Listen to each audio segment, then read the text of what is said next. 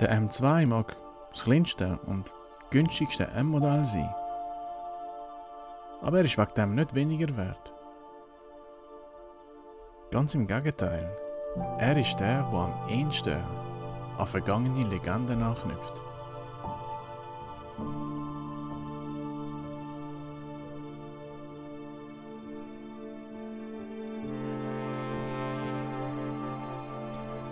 Mit breiten Kotflügeln, einem schreienden Reihe-6-Zylinder und einer Veranlagung zum Querfahren erfüllt er die M-Statuten auf Anhieb.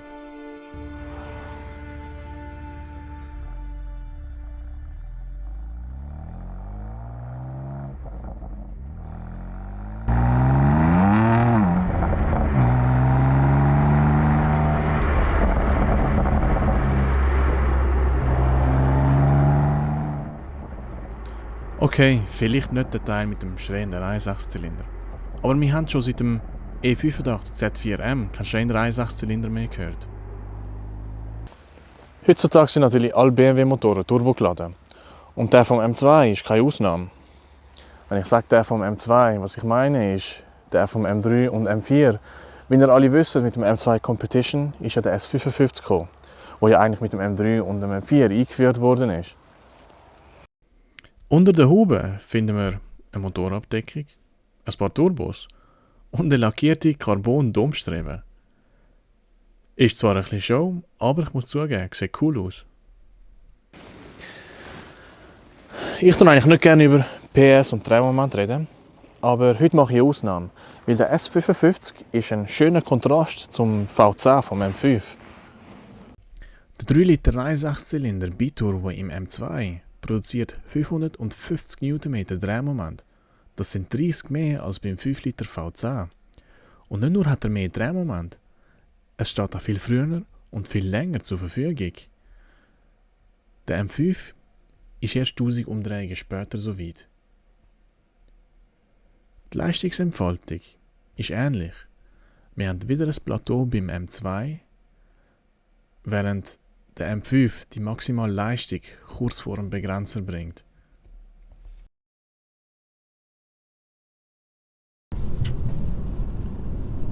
Der M5 ist wie ein Sprinter. Okay, wie ein schwerer Sprinter, der ungeduldig an der Startlinie wartet. Und wenn der Startschuss kommt, dann rennt er los wie ein Pikte. Und die steigenden Drehzahlen werden von einem unglaublichen 10-Zylinder-Chor begleitet. Und der Sirenengesang ist so betörend, dass du nicht mehr aufhören kannst. Und erst der Drehzahlbegrenzer holt dich nachher aus dieser Trance raus. Der 3 Liter 1.6-Zylinder im M2 ist eine andere Art Athlet. Er wartet nicht mit dem Messer hinter der Tür auf einen unaufmerksamen Moment von dir, um dann vorzukommen und dich zu holen. Er ist mehr wie ein Wrestler, und zwar ein Bär von einem Wrestler. Und er baut seine Kraft ganz langsam auf und trotzdem geht ein Push nicht so schnell aus. Nur leider sind die Sirenen im M2 wahrscheinlich bärtig und grollend und weigern sich live zu singen und singen daher nur über Playback. Also tust du die meiste Zeit einfach zurücklehnen und surfst auf den Drehmoment wählen. Aber wenn es auftut, schaltest du den Gang an, tust aufs Gaspedal latschen und lässt den Motor langsam auf den Drehmomentgipfel klettern. Und du hast nie das Gefühl, dass dich irgendwo auf dem Weg eine unangenehme Überraschung erwarten könnte. Du hast jederzeit die Kontrolle und das Auto hält dir den Rücken frei. Er hält dir nicht nur den Rücken frei, er schmeichelt dir auch. Er inspiriert dich dazu, die nächste Kurve noch schneller zu nehmen. Und du wiegst dich nicht in einer trügerischen Sicherheit. Die Michelin Pilot Supersport haben massig Grip, auch im Nassen und im Kalten, so wie heute.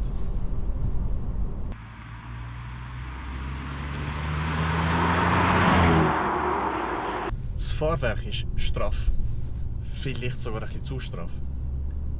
Aber durch das werden Daten vom Belag über den Sitz direkt zu deinem Viertel übermittelt. Und die Sitz schauen auch, dass jederzeit eine Verbindung besteht. Die einzige Komponente, die in dem ganzen Ensemble vielleicht ein bisschen zu kurz kommt, ist die Lenkung. Versteh mich nicht falsch, sie ist präzise und du kannst die Räder gut platzieren auf der Straße. Aber du kommst nicht viel Feedback über. Und gerade bei höheren Geschwindigkeiten fällt das umso mehr auf, weil der Rest vom Auto so kommunikativ ist. Der M2 fährt sich also ganz anders als der M5. Anders heisst aber nicht schlechter. Ganz im Gegenteil.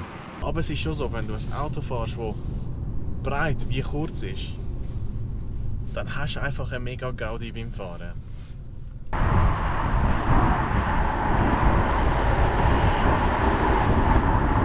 Und mit 1600 Kilogramm ist ja nicht gerade ein Flügelgewicht. Aber es ist agil, es ist wendig. Und mit diesen Pneus hast du auch immer mega Grip. Wenn du willst. Wie ihr wisst, bin ich kein grosser Fan von Fahrmodi. Einfach weil es meistens ein bisschen so wirkt, als wäre es nur dort, weil Marketing das hat wollen und weil es nicht gross den Charakter vom Auto ändert. Ich habe das Gefühl, im M2 ist es ähnlich. Ich verstehe zwar, wieso die Kennlinie vom Gaspedal würdest ändern wollen, aber braucht es wirklich 3 Einstellungen und dann nochmal 3 für die Lenkung. Es gibt noch einen dritten Parameter, der konfiguriert werden kann, wo dir so ein bisschen schon andeutet, wie das Auto gefahren werden will. Ich rede von der Traktionskontrolle. Die kann wenig überraschend ein- oder ausgeschaltet sein, aber es gibt noch eine mittlere Stufe. MDM heisst die. Und das ist kein Säckchen mit Pillen, wo im Handschuhfach versteckt ist. Das ist M-Dynamic Mode.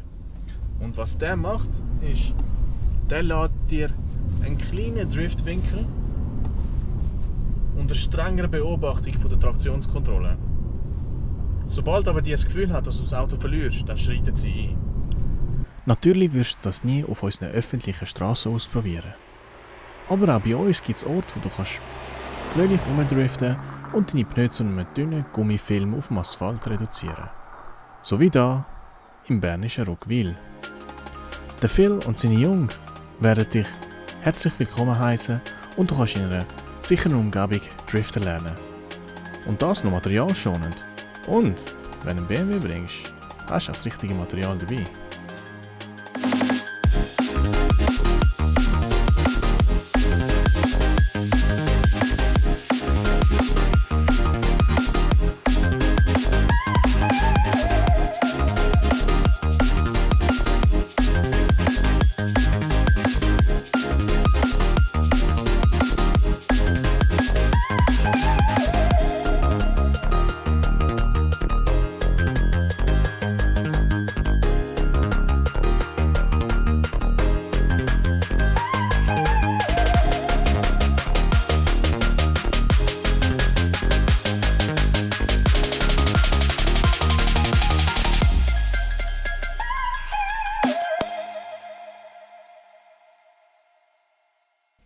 Mit dem Competition Update hat es auch kosmetische Änderungen gegeben, die das Auto visuell nachschärfen.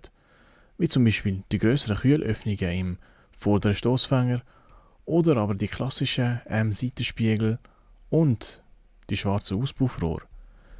Die Farbe ist auch neu, Hockenheim Silver Metallic, und bis heute ist es eine M2-exklusive Farbe.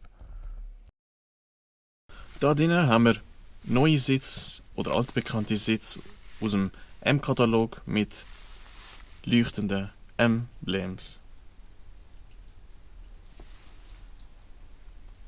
Ich habe mich für die manuell verstellbaren Sitze entschieden.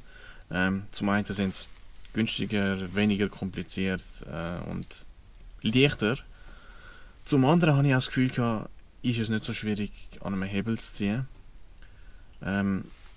Generell habe ich mich für eine simple Konfiguration entschieden. Der einzige Luxus ist eigentlich die Kamera zum Rückwärtsfahren.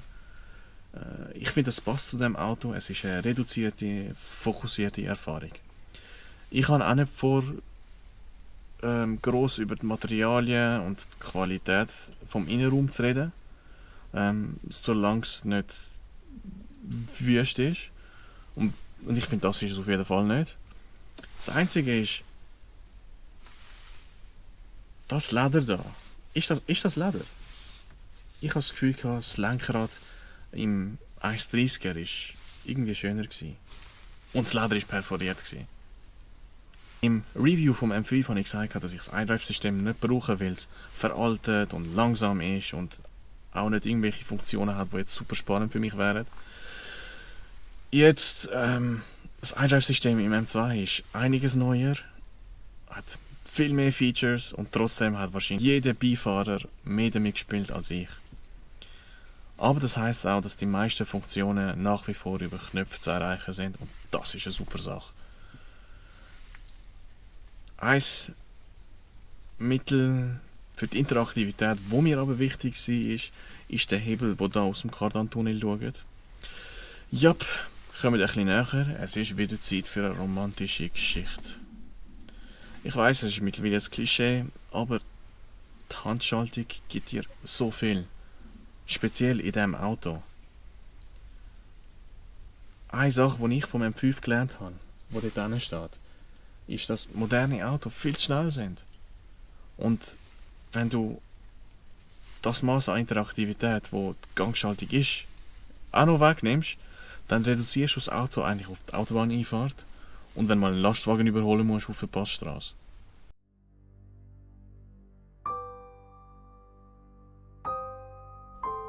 Bei guten Autos macht die Handschaltung auch auf kurzen Fahrten Spass.